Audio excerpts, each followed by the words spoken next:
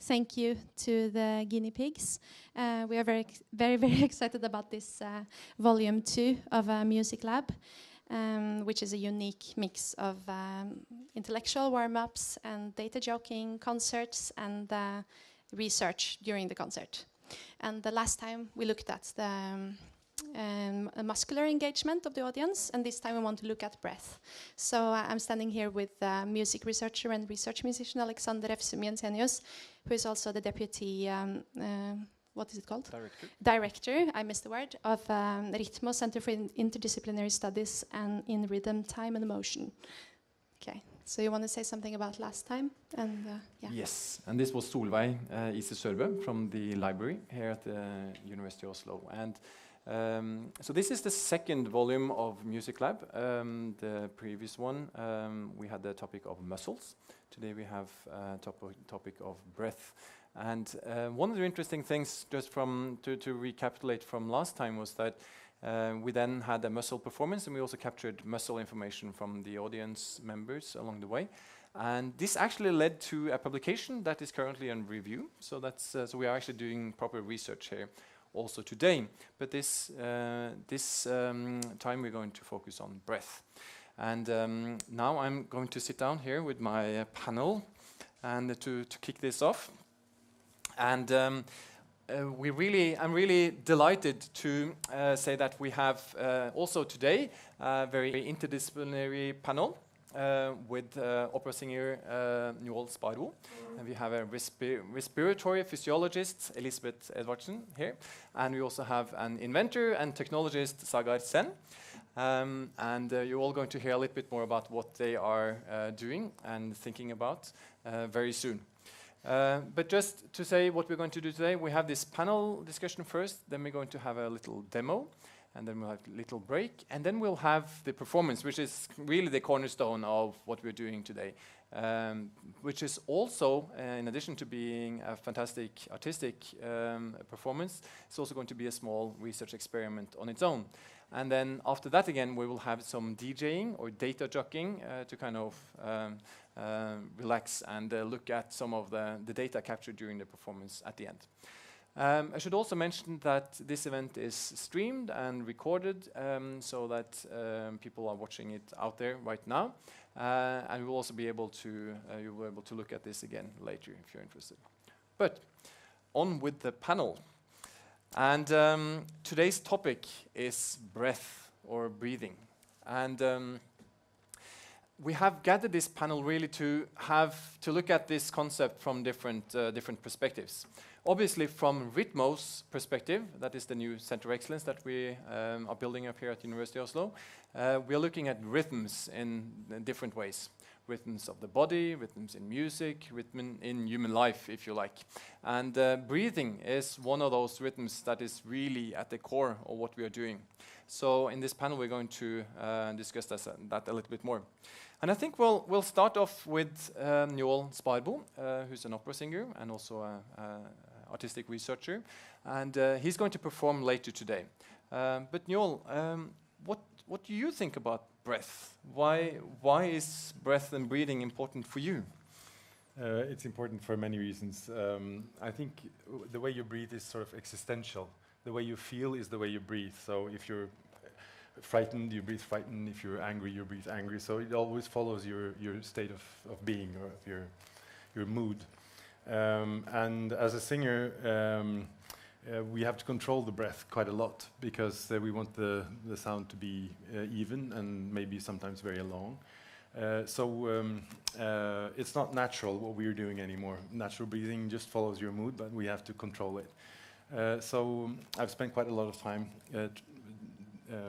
trying to gain control over the breath, which of course is difficult if you sing a piece of music and suddenly you feel something yourself, then your breath starts going like that, and then you, oh no, I had to so I could go back into the professional mood.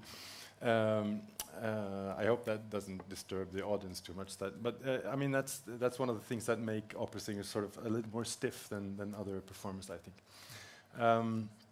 So the natural breathing would be just to inhale with tension, and then just to relax it with when you exhale. but as a singer you have to inhale, and then you have to get the air flowing out for quite some period of time. So we actually exhale also with tension. And the great interesting topic then is where do you push? What muscles do you use? We sometimes call it support, to support the voice. I think it's more like a flow, how to get the voice flowing.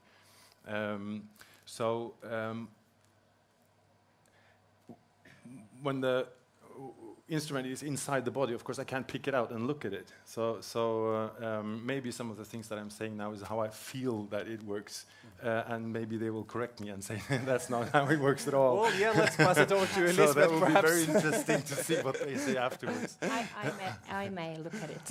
Sure. Perhaps you could explain what breathing actually is. Yes, I will try to do that, and later we will also have a demonstration. So I hope all of you may join that demonstration afterwards.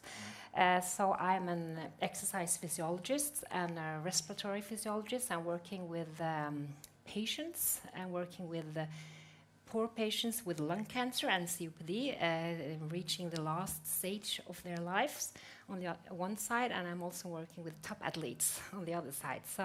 So it's a really different world from what I'm meeting here. So I'm very excited to be here in this panel. And for me, breathing is the reason for why we are breathing is to have the oxygen in the air and put it over to the blood. So that's actually why we're breathing, but that's not why we're singing. So for me, from a physiological point of view, I think I am measuring capacities, breathing capacities, and I'm measuring volumes. So to have a good vital capacity, that's very important to be a good singer, I know for sure. And that's something you can't train up. Your volumes or your capacities, that's what you are kind of born with, but you can control it. So you can be, for example, a very good athlete and have quite poor pulmonary function, but you must be able to breathe. And I think that's also the same with singer. So we are measuring capacities and volumes, but we are not so much into how to control the breathing. I think that's more your issue. Yep. So You want to know what I think about it. Breathing is a vital function, and it's one of them which can be controlled. Well, if you look at free divers, for example, they can hold their breath for 5, 6, 7 minutes, go down 100, 200 meters, up to 200 meters with one breath. And that's something amazing. Breathing allows you to be almost superhuman. And Njål is not an exception. I mean, he is definitely superhuman as an opera singer. I mean, I've tried to do some of the things he told me, but it's really hard, and you train over years. What type of things? What is that? What type of things? So for the audience, I just sing once a week in a choir. I love singing, but I'm not a professional singer.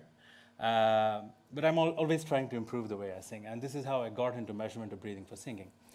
So what I was amazed by when I heard Njål sing once was the power with which he was phonating or singing, and it looked like he was so much at ease when he was doing that, and that was amazing. And what he told me was that he was pushing when he inhales, he lets his belly flop out, and when he sings, he pushes his diaphragm down and the belly upwards. To create more relaxation on the upper part of his body, which allows him to create the flow that he desires. And he uses the diaphragm and the abdomen, the pressure between the two, to change the flow of air, depending on the part of the song. So I've been trying to do this a little bit. But it's not just Njål or me, but there's people around the world who've used breathing to do amazing things. There's this guy called Wim Hof from the Netherlands. He went up to Mount Everest base station just with a t-shirt and a pair of shorts. So he uses this breathing technique to create mitochondria in his body, or charge the mitochondria, which fights against the cold. And he broke so many world records swimming under an icy lake for 200 meters. And all this was based on breathing. So yeah, there are so many examples of how breathing can be used to achieve superhuman abilities, or even just stay healthy, for that matter, for normal people like us. So this is very intriguing. And our sensor, we have the inventor of the sensor, who is Arne, sitting in the audience, and our whole team is here. We're very happy to be here to see the sensor being used in so many different possible ways, including singing, and hope that the data that we get from it, especially about the movement of the inspiratory muscles, can open up a lot of new scientific questions for researchers, the University of Oslo and elsewhere. Could you just explain what this sensor is, and you have them on, right? I have two of them on now. So what is this sensor that you have developed or are working on? The sensor is based on a very simple principle. That is, when you use your inspiratory muscles, your rib cage is moving in and out. And when you breathe from your belly is going in and out. So what we do is we measure the expansion and contraction of your rib cage, essentially telling you about your diaphragmatic breathing. And then we also measure the expansion and contraction of your abdomen, which is telling you about your belly breathing, and how you use both forms of breathing to perform, basically. And the sensor itself is based on strain gauge technology, semiconductor strain gauge technology, that can be that is glued onto a piece of spring steel, which can expand and contract and regain its shape without losing it. And it's been put into a thing that looks like your standard heart rate monitor. So it's a sensor that you wear on just like a heart rate monitor, but it also measures breathing through the click buttons that we have on it. And this allows us to measure the expansion, contraction, and change in circumferences. And from that, we obtain the change in volumes and the flow of air that happens.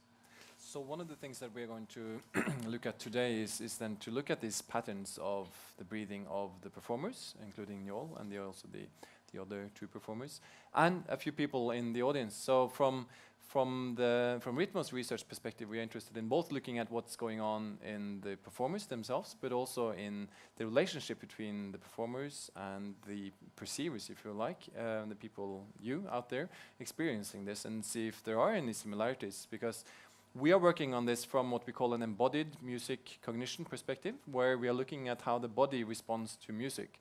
And one of the ideas here is that we are also mirroring what we see and what we hear, so that we are very interested in seeing if we can actually find this type of mirroring in the audience members as well, in the performers. But Njål, a question for you, since you're wearing two of these now, and you're going to wear it all night, actually. We're going to record you as well. How does it feel, and how do you think about being measured as a singer? I have absolutely no problem with being measured. It's okay. I mean, but I think it is very interesting, and also it might give me the opportunity to check out how I actually do breathe, and maybe to improve it if it's not the most practical way to breathe. Well, there are two belts. They're hanging around here. I try to forget them right now so that I don't manipulate the result. And having two of them, what's the point of having two of these sensors? For me, it's interesting because of what he said. I think there are. My idea of breathing is that there are three floors. There's one floor here, and then there's the diaphragm that goes through the body, and then there's the pelvic floor between your legs. And when I breathe in, all those three floors go downwards. And then when I start singing, I keep the two top ones down, but I push the lower one up, so that the energy and the tension is very low in the body and far away from the throat, because I don't want any tension here. And those two things will let me see if I actually do that or if I don't. Yeah. And Elisabeth, thinking about breathing again, I mean, most of us, we don't think so much about our breathing, No, right? we don't. Is it good to think about your breathing, or is it, or shouldn't we think too much about it? I don't think we should. It depends on where you are standing and what you are doing, of course. So from a normal point of view, you shouldn't think too much of breathing. But for a singer, I think it's very important to know how to breathe and when to breathe. So I was actually a little bit interesting today. But I think that when you will sing today, you will be standing and not do too much movement, or will you? Okay. Yes, Quite yes. so, yeah. Because we know that when we also sing and move, we have to breathe much more, and that will. Then you have to have another capacities than if you are more in quite not too much movement. So it would also be would have been interested if we have had one where we also could add some movements, but Maybe next time. yes, Maybe next maybe time. next Yeah, time. we're measuring different things each time. But Sagar, coming back to you and the sensor that you are working on. This has been developed. I mean, it has a mobile application as well. So what do you think? What do you think this type of measurement could do to people or help or assist in terms of using this type of technology? This is the goal of the company, to make it useful and so that people buy the sensor. The feedback that you get from breathing increases your consciousness of this vital function of breathing. I know that a lot of people think that breathing just happens and you don't need to be conscious about it. But I beg to differ a little bit. I mean, conscious breathing, of course, unconscious breathing, which happens, or subconscious breathing, which happens when you're just around, is fine.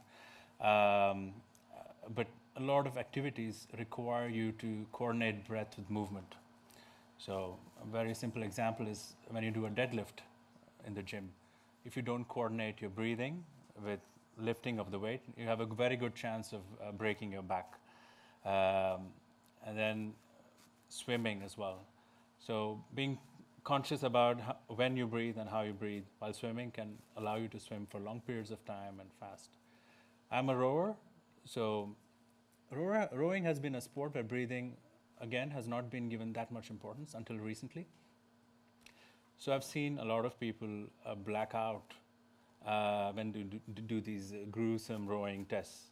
That's because they just don't breathe in adequately when they're doing these tests. And there's not enough oxygen in the brain, and they just flop out next to the machine or on the boat because they've not been breathing with the correct pattern, with the correct timing of inhalation and holding of the breath, so that not only that you use your breathing muscles in the movement, but also that you oxygenate yourself at the right time. So we believe that the sensor can bring all this awareness in many different sports, different types of performances, singing, swimming, diving, rowing, and also, of course, medical health, people with breathing conditions. So, yeah, so we believe that there's a lot of different applications, and we need help from researchers such as yourself to actually help us explore these different domains and go deeper into it and answer questions with high level of accuracy.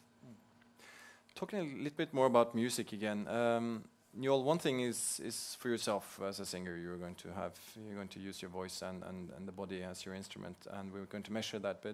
But if you think of a bit more kind of large scale about breathing, I mean, in terms of, for example, phrasing in music and also in kind of in relationship to the other musicians, how do you work with breathing, kind of not only as your instrument but also in the rest of your performance? Well, it depends on whether the other musicians also are wind instruments, like a song or a saxophone or something. I, of course, have to breathe as the music requires. When I discovered this low breathing, then I could go much further. So I didn't have to breathe so often. And also the good thing about this lower breathing is that you get sort of calm and embodied somehow. So this high breathing gets you a little bit nervous, and this low breathing takes you down a bit. So, but of course you wouldn't want to do that in a normal situation, because then you don't want to manipulate yourself or the situation. But when I work with other singers, of course, then we breathe together, and I think the best way to start a note then is to breathe out maximal, and then you breathe in together, and you consider the inhale part as part of the music, so that you start with a exhale. And I think I do that many times, because if you exhale completely, then the inhale procedure will be like a reflex. It will come much more natural. So it goes quicker also if there's a short time between when you have to stop singing and when you have to start singing it. So this using the reflex thing is also. And today you're going to perform with a harpist and a percussionist. Yes. How would breathing work then, you think, together with them? Well, it'll be interesting to see if they breathe with me or if they don't care. Any thoughts? Speculations? Well, I think that if I hold a line too long, then I will exhaust everybody, because then they will go with me. That would also be a part of the reflection when to breathe. And normally you breathe when the text comes to some kind of a closure or a comma or something. Sometimes you have to snap a breath. Of course, if it's a very big acoustic, then they don't hear your breath at all. If it's dry, they hear everything.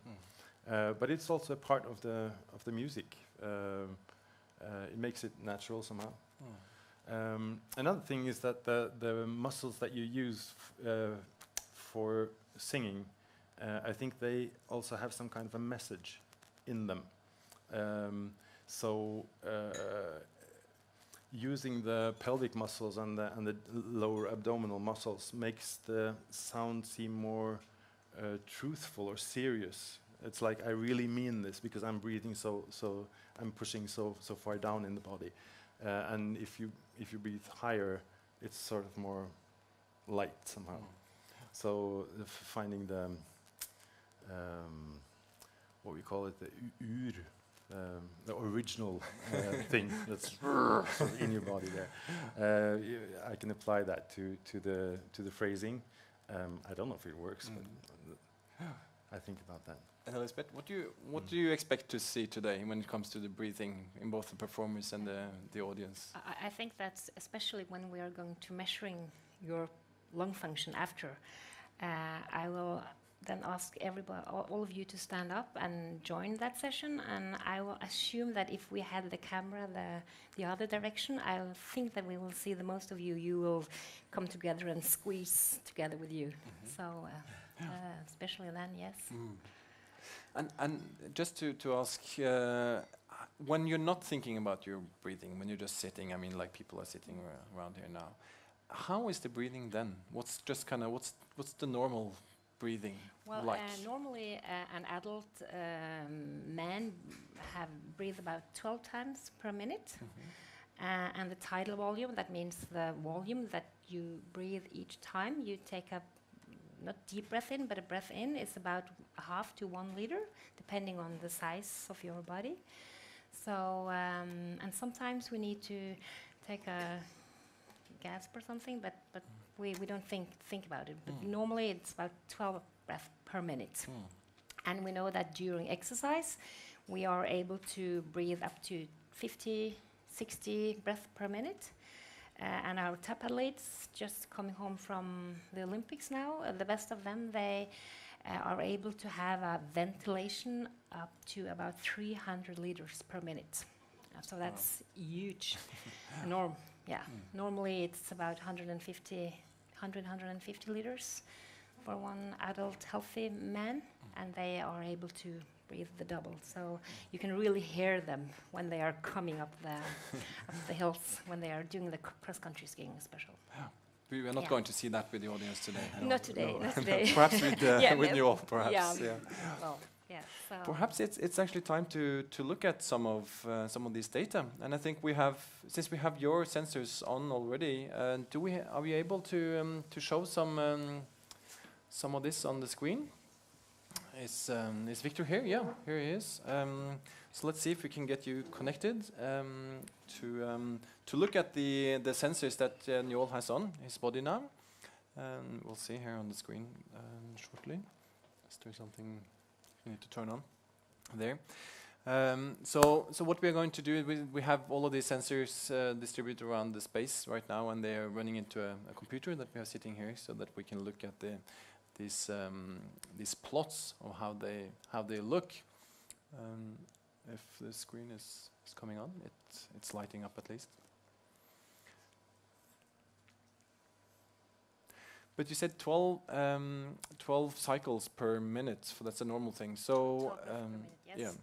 So Njål, when you were singing, then you can go on for a while, right? Then. Well, I don't think I'll die if I don't breathe very often. So because also when I stand still and sing, I don't really use so much energy. So I won't need that much air for just being alive. So I think I can go on for a minute or something, just sing, and then take a breath. So what decides how long you can hold your breath? For example, during diving, as you mentioned earlier, is how much CO2, carbon dioxide, you are able to maintain in your blood, because the carbon dioxide is increasing when you're holding your breath, and that's what spins off your ventilation if it's getting high enough. That's trainable. Yeah. Oh wow! Here we got an image from. So this is this Njål now? Well, are you alive? Barely. So if you try to take a deep breath.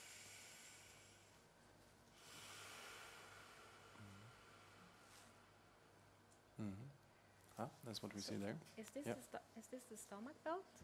Yeah. And this is the bottom? stomach? Yes. Here. Here we go.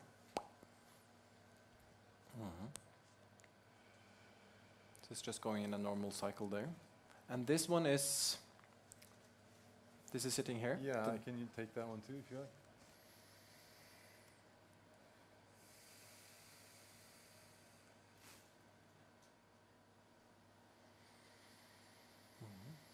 It's not... Oh, you can zoom in there.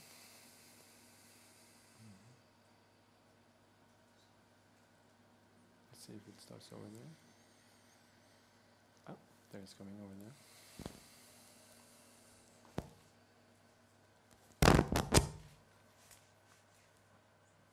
Looks as if the stomach is most active. I guess it's also the scale now for this thing.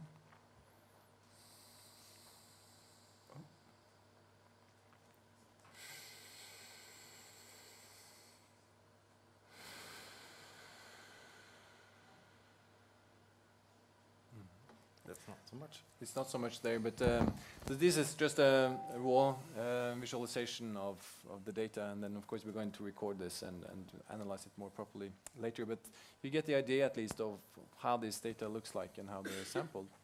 Sometimes the positioning of the sensor could affect, or if you're just crouching in like this, that could also affect the readings. So ideally if you're standing, you would get a good signal. And if it's been squeezed by your stomach between and your chest, like if you have a big stomach, then you may not get a signal. But if you're standing up, then you should, at least in the diaphragm. And we'll do a proper calibration on this before the performance. Sure. Okay, should we try your measurement technique now, Elisabeth? Okay, I need to get my computer. You need to get your computer, yeah. So she has a Spirometry, isn't that the name of this? Yeah.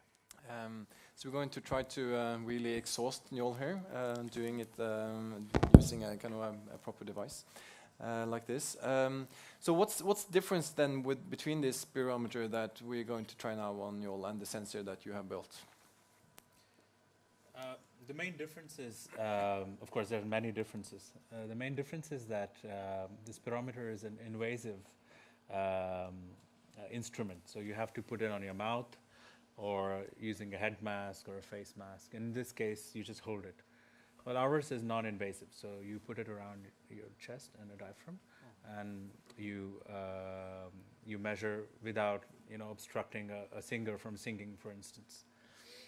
The other difference is what we are measuring is the movement of the inspiratory muscles, while the spirometer measures the flow of air. I think she wants me to sit there, actually. Or here. But we are able to estimate the flow of air from the movement of the diaphragm and the belly while someone's breathing. So we believe that in many situations, such as singing or downhill skiing, where the flow of air is completely different from what you're breathing, it's much more relevant to use a sensor around your ribcage and belly. And also from a music research perspective, it makes more sense to sing with this belt on than using sing into this. So that's also another reason why we think this is interesting. But I would also like to add that these two instruments go hand in hand, because like you mentioned, the calibration of the sensor requires an accurate estimate of your vital capacity as the volume you actually use for breathing. So the spirometer allows you to measure vital capacity quite accurately, and then you calibrate our sensors to that, and then you're good to go. So Elisabeth, what do we have here? Here we have a spirometry. So that's more kind of a simple, the simplest way of measuring pulmonary function. So what this pneumotoc is measuring is that it is measuring volume regarding your vital capacity, and it's also measuring flow. So it's I will ask you to breathe as hard and as fast as you can, and if you then have a high flow, that will indicate that your lungs, that the diameter of your lungs is good and expand, so that you will not have any breathing difficulties or flow limitations like some of us may have during asthma attacks or COPD. So I think, so that all of you can see, I would like you all to stand up, please. But Njål, he has to sit. That's the standard procedure. Sit down with the legs on the floor. And just to explain, if you can hold this, please, sure, before you start, just to explain for you what you are seeing on the screen. So this is, we are measuring volume on the x-axis, and we have flow on the y-axis. I'll see if I can have it a little bit larger. So we are measuring kind of a flow volume curve. And that will tell us something about Njål's pulmonary function. Not his total lung capacity, then we have to have some more advanced equipment, but for his vital capacity and for his flow. This is how we do it. So now I will ask him to start just first, breathe kind of normally, and we will see his tidal volume down below in the screen. And after, I will ask you to take a deep breath in, or just wait, and do like this. And then you push and keep going out, out, out, as hard, as fast as you can. Okay? So just please start, breathe normally first. I will start it. Okay. So now, soon you will see him breathing down. Can you see that? We're down here on the screen. Can you all see it's breathing normally? In and out. It was kind of the same that you saw on the stomach belt. Okay, perfect. And next time you take a deep breath in. Take a deep breath in and out. Keep going, keep going, keep going, and squeeze, squeeze, squeeze, squeeze, squeeze, squeeze, squeeze, and then deep in. Finish. Woo! Går det bra? Ja. So, det går Yeah, greit? sure. Yeah. Det går fint. So, to get correct measurement, it's very important that you give a maximal effort, and that can sometimes be hard to achieve. Okay. And sometimes when you are really squeezing, like we saw just now, sometimes we are kind of narrowing the bloodstream up to the brain, and then you feel quite dizzy, but it goes away quite fast. So I will stop you now, and then we'll have the result just very quickly before we move on.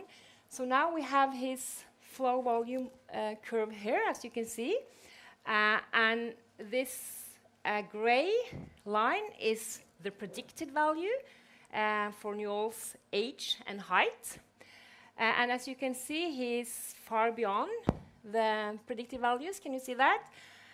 Both regarding his peak flow and also regarding the volume. So he's squeezing almost 7 liters out compared to what's normal, about 5.4 liters. So his vital capacity is quite good.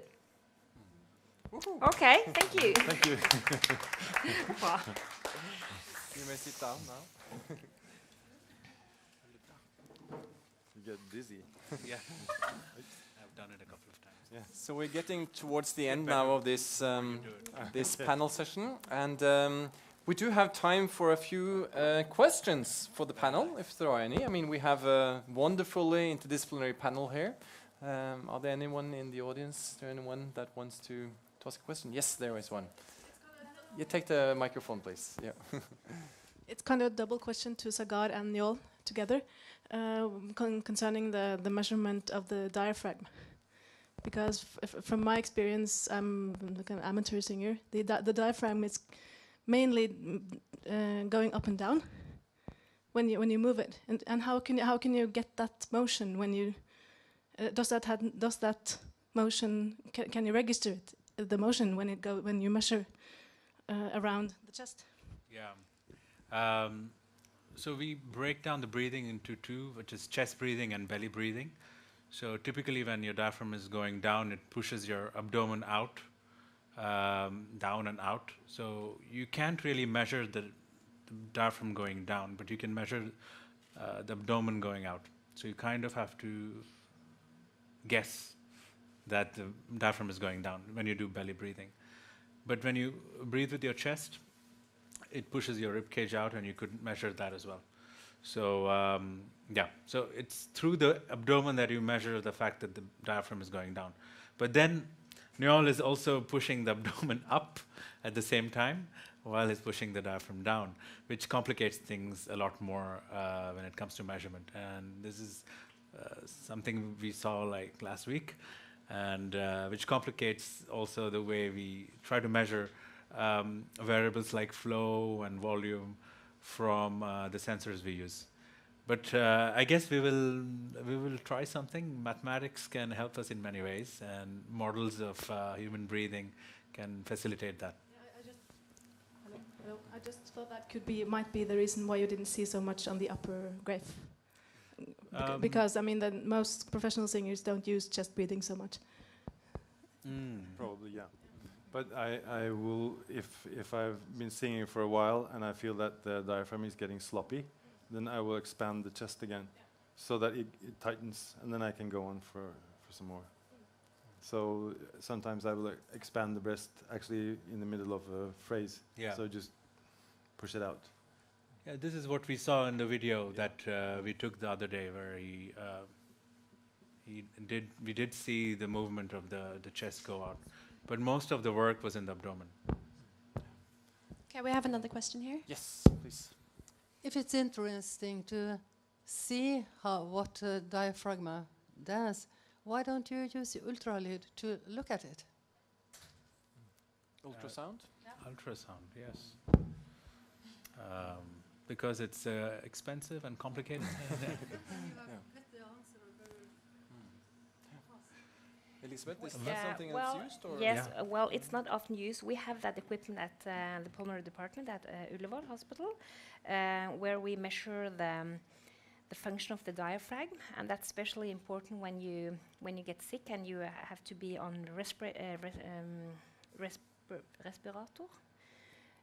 when you are in coma, then the function of your diaphragm will decrease severely during the next 24 hours. You can see that it will lose its function.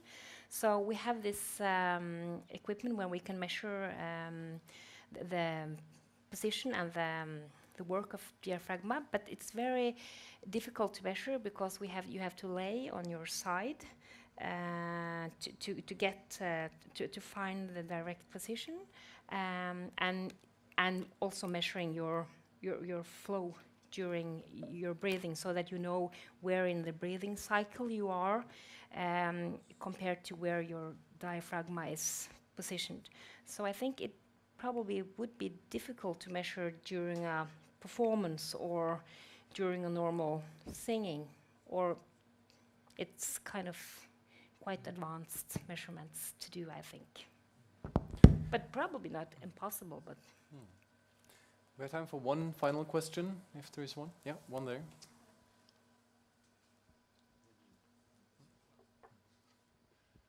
Yes. Sorry, I just wanted to ask the developer. I'm sorry, I don't remember your name. Sagar. Okay. Breathing is very important in meditation practices, and so I'm just wondering if you've worked with people in meditation and what you've found. You should have come for the workshop. We had a little piece on that. So I have a yoga instructor, Lucas, here in Oslo. He's from Argentina, and he teaches breathing techniques. So he studied in India, in Bihar, in the Bihar School of Yoga. And he uses breathing techniques to help trauma patients. And he has various breathing patterns, like drawing a square. That means hold your breath on 2 counts, inhale 2 counts, hold up there for 2 counts, exhale 2 counts, and so on. He keeps going. So this helps people increase their heart rate variability, which is an indicator of stress levels. So if your heart rate variability is low, then you're physically and mentally stressed. And if your heart rate variability is high, then physical stress levels are low. And this is, we've discussed this, and he wants to use a sensor to teach people how to breathe correctly and directly see how it affects their stress levels. We haven't looked at extreme meditation practitioners yet, but this would be obviously something that we would like to do. Can we take the last question as well? We Was can, one more yeah, here? let's do the final one. Hi, I was wondering if any of the parameters that you described are changing when you inhale or exhale from the nose. Yes. Yes, they do. You can try it yourself. If you inhale sort of low through your nose, then you will probably breathe more in your chest. And if you think that you're inhaling very high in your nose, then you'll probably breathe further down. Just try it a few times and see. Singers, we always use metaphors, so it's like when you smell something, a rose or something, you go like that, and then you breathe high in your nose, and then you get this abdominal breathing. Nice. That's a nice tip. So let's spend 15 minutes on doing some rose breathing now while we're waiting for the performance, or you can go to the bar and buy something there if you like. I would like to thank the panel, Njål Sparbo, Elisabeth Edvardsen, and Sagar Sen for now. Thank you. Okay, hello, I hope you all have recharged now. We're going to continue with the most exciting part, which is the concert. We have opera singer Njål Sparbo, who was also in the panel. And then we have percussionist Eirik Raude and harpist Sejersted Bødtker. Yeah. Welcome. And it's about 40 minutes program. Okay.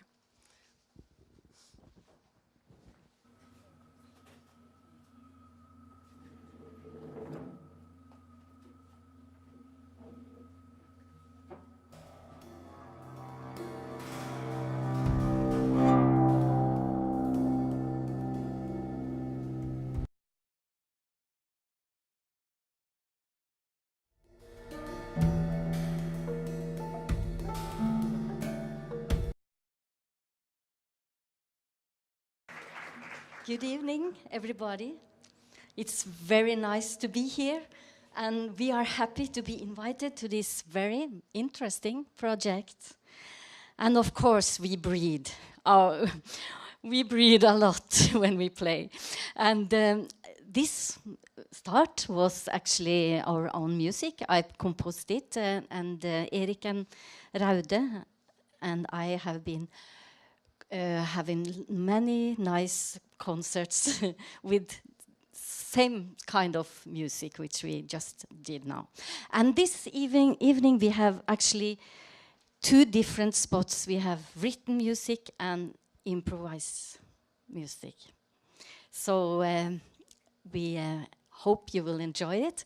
And I would just like to say that I play this very old instrument with this huge story, 2,000 years before Christ. And every day I discover actually new sounds. You know, there are very open, with the strings just open in the air, and you can always find new way to play. And that's very interesting for me, and that's why I improvise as well.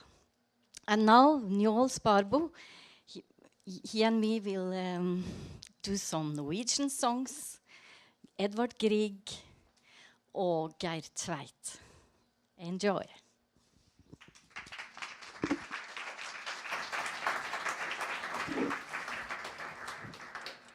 So we'll perform 3 songs first.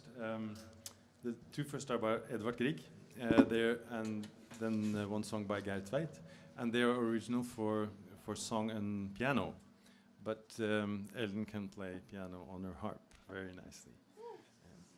So the first song is called The Harp.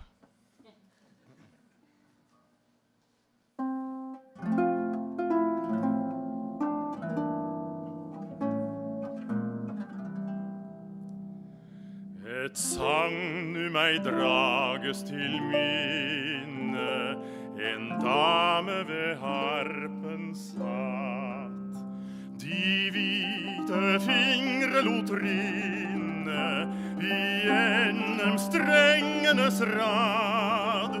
De svulmende toner hun bøyet sammen til enhetsklang.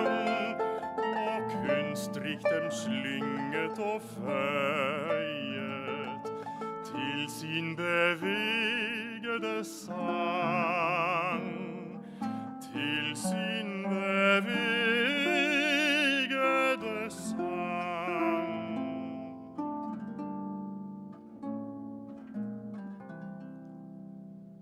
Den trofaste ridder stille ved hennes føtter lå, og hørte tonene trille, og kunne dem best forstå. De klaget, de jublet jo alle, om kjærlighet, sorg og lyst. Han følte dem sammenfalle, i sitt eget bryst, dypt i sitt eget bryst.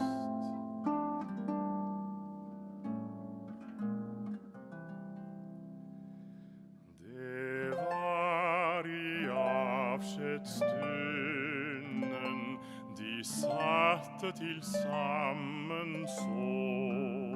Når morgenen var opprunnen, han måtte i lang ferd gå, og hør du hjertens kjære, mitt ord du vel merke nu på.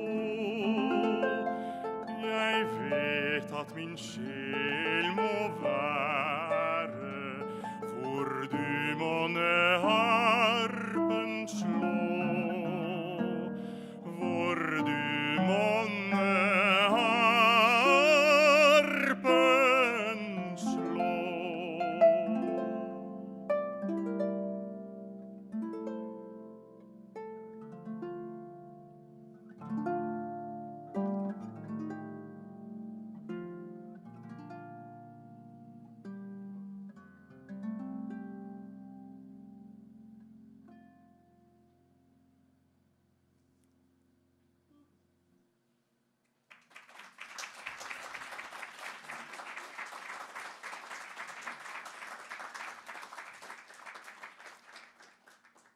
next one is called Easter Song. It's in German.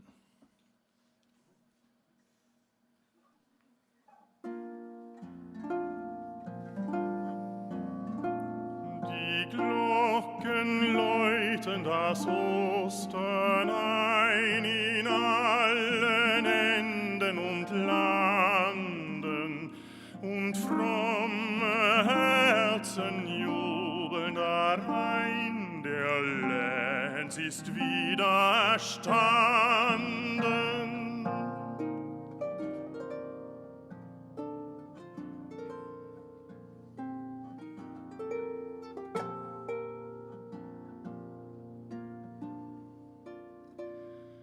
Es atmet der Wald, die Erde treibt und kleidet sich lachend mit Moose, und aus den schönen Augen reibt den Schlaf sich erwachend die Rose.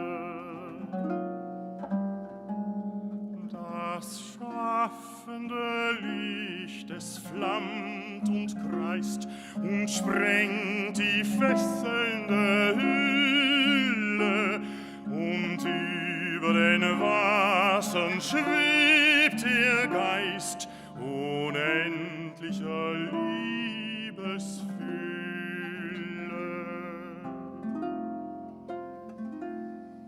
Die Glocken läuten das Ostern ein in allen Enden und Landen, und fromme Herzen jubeln darein, der Lenz ist wieder erstanden.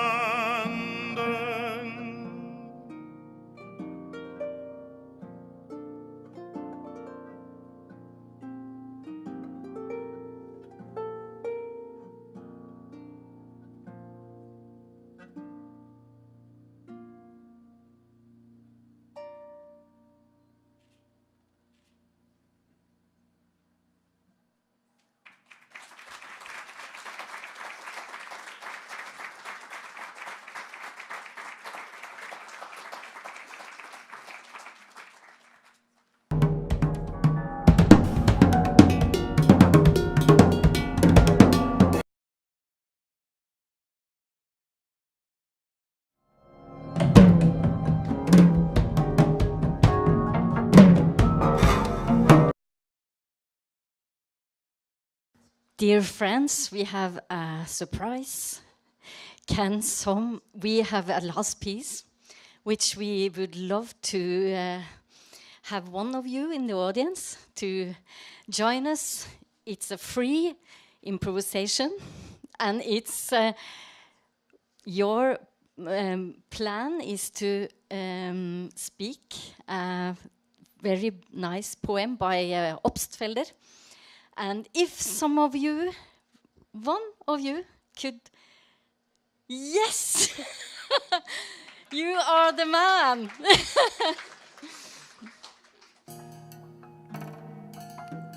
Stans ditt spill.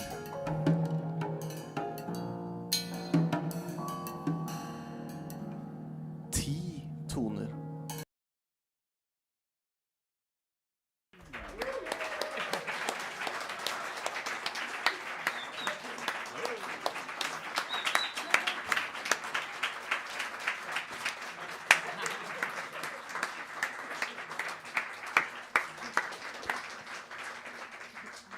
Thank you so much, Ellen, Eirik, Njål, and Frank, who was the one who volunteered to read. I'm sure that you have touched many of us on many levels, and it will be exciting to see how it will reflect on the data that we gathered. Now we will just have a very short break, 10 minutes, and then a music researcher and data jockey, Tejaswinee Kelkar, will come and give us a short demo of what is data jockeying. Okay, and that will take around 10 minutes after that, and then we open to mingling and everybody can come and try data jockeying if they want. My name is Tejaswinee, and here we have some data from the guinea pigs who generously participated in the recording of the breath data today. What I'm trying to see right now is how do people's breaths look in comparison to each other. And right now, because the last time we did this, we did it with EMG data, which was muscle sensing, and the performance involved muscle movement to produce sound. And what we saw was that people mimicked what they saw. And that happens a lot in vocal concerts when you're listening to somebody kind of extend, sing a long phrase that you run out of breath while listening to it, because we feel or we try to mimic the energy and the breath of another performer. So our data is a little bit messy now, but there are some pieces that we could look at. Right now, what I'm trying to look at is piece number 4, which was the first vocal piece. And no, the second vocal piece, the Easter song in German. And this is from the participant who is called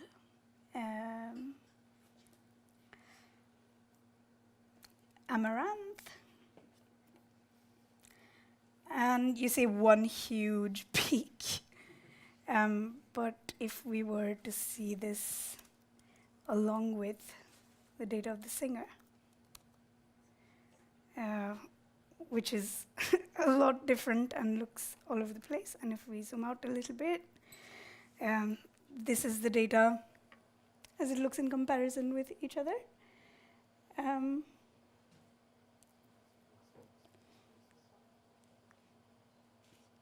You see that the overall breath output of participant number 1, but also participant number 2, and so on, is a lot lower than the overall breath output of the singer.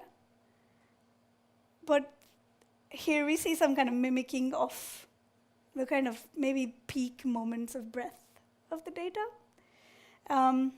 Data jockeying is a term Alexander came up with, which is invented for this particular situation where we collect a lot of data and then we see what it looks like, because that's what we want to do. So when we look at peaks and troughs, this looks quite nice as a regular breath movement of somebody who's sitting down and relaxing. And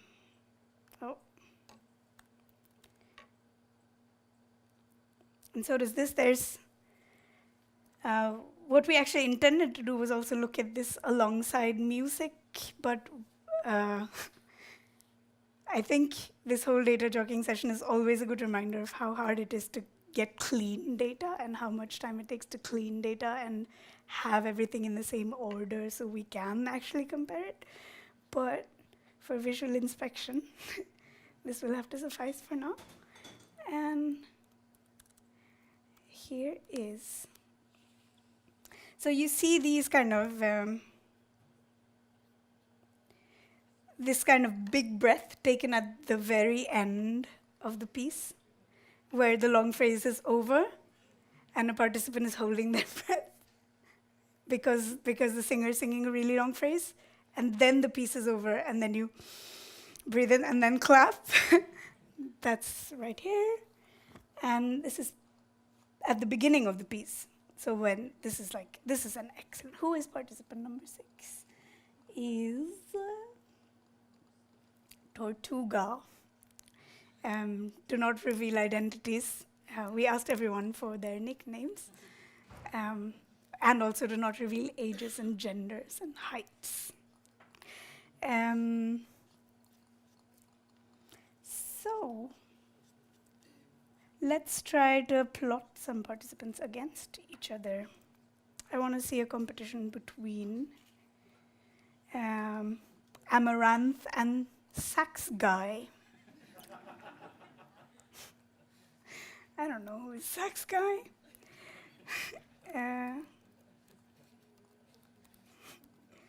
But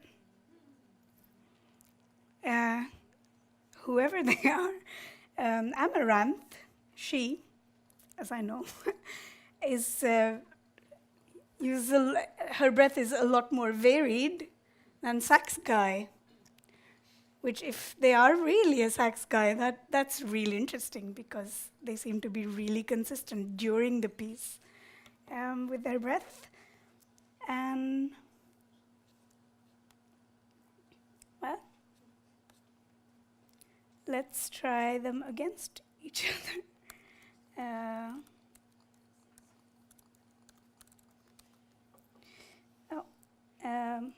Let's see.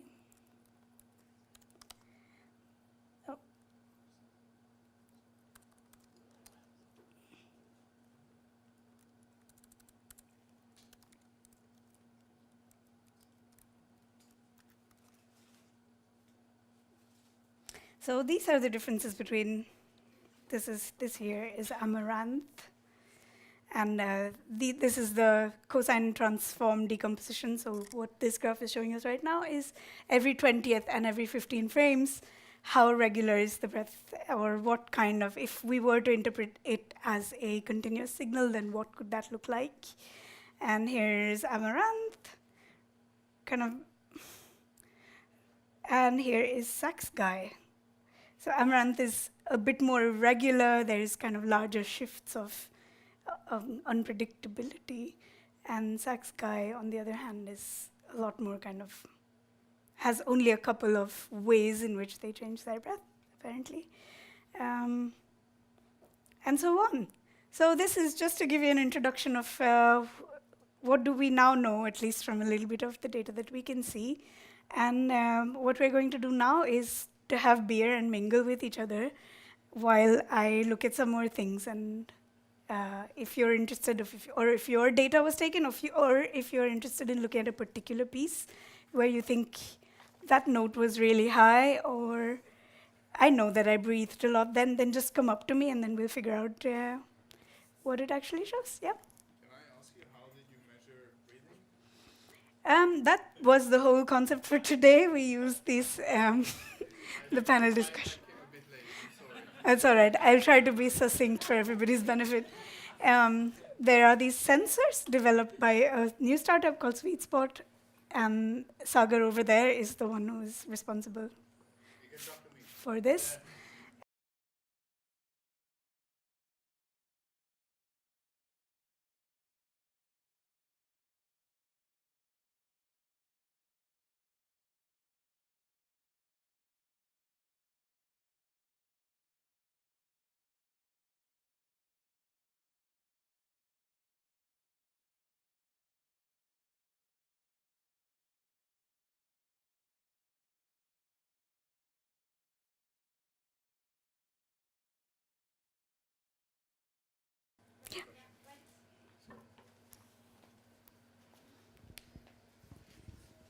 Thanks, Tejaswinee. That was a really nice presentation.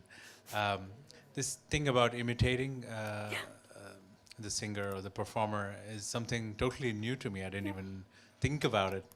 And it kind of opened my eyes about this whole new way of looking at things.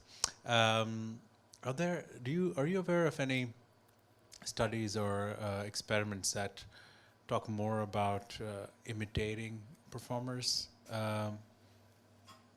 Reflected in these types of signals, for example? As far as breath is concerned, I'm not really sure. Actually, no, I am, because only recently did I read a new article about, I don't know if you read this like AI sci-fi piece about something that tries to track your muscular movements to understand what you didn't say. Yeah, this was an MIT sort of thing. Yeah, not Google. They're all the same.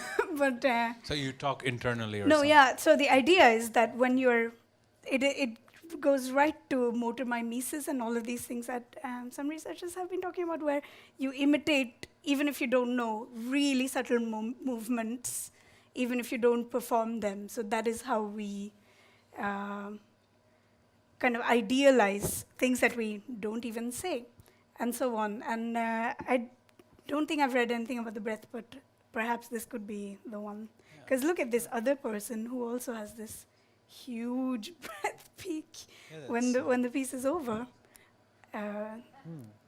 Not coincidence.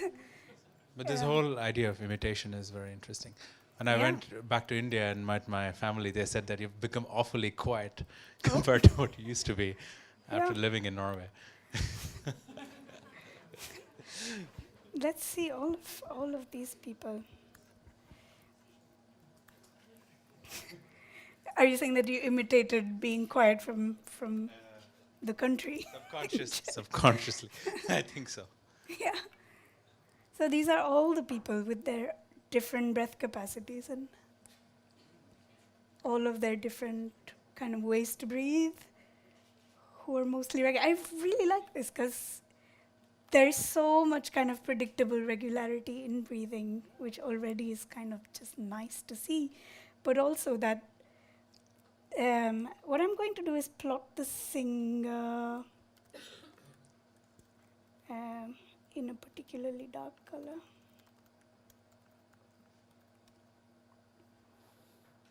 Oh, black is not a color.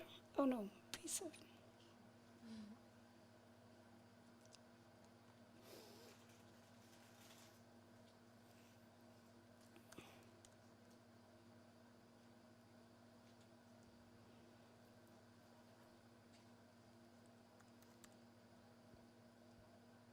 Yeah, there. That is the singer in black. And these are all the other people.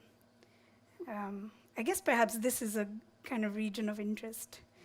I have to give a disclaimer this, that I know not more than anyone else about what this data could or would look like at all. You also see these kind of, I guess in the beginning of the song, these kind of more rounded peaks, and then them kind of terracing out, as you can see that the piece kind of becomes more strenuous after kind of a third, which is typical of kind of when you write a whole piece, you look at the form and structure as you're composing, so that's quite nice. But like, I feel like this could be a real good area of interest for us when we get all the sound files together and so on. And so is the end of the piece. Yeah. So this, sorry. What does it mean if it goes really low? Yeah, like this? on the bottom of the graph. This one? Yeah, this one. Yeah, that totally they've just completely exhaled out for some reason. It could be anything, you know. Sometimes people bend down to touch their shoe, and then you don't have breath capacity when you're crouched over, so you could kind of lose all your... We don't know that, so that's the kind of flip side of running an experiment in a bar, essentially. But yeah, so I'm going to leave you now, or just stand here and do something. And if you have, feel free to kind of mingle or ask me anything, or not anything. But yes, right. Thank you. I guess now it remains to just thank everybody who came and everybody who participated in Making Music Lab, and we will continue the discussion over beer. And all the data being recorded today will be available on the webpage as well, so you can explore these things yourself. Thanks for coming, and see you next time. And one final thing. All the guinea pigs, go and get your symbolic gift, which is with Agatha. Okay, enjoy the rest of the night, and we will drop the music. Okay.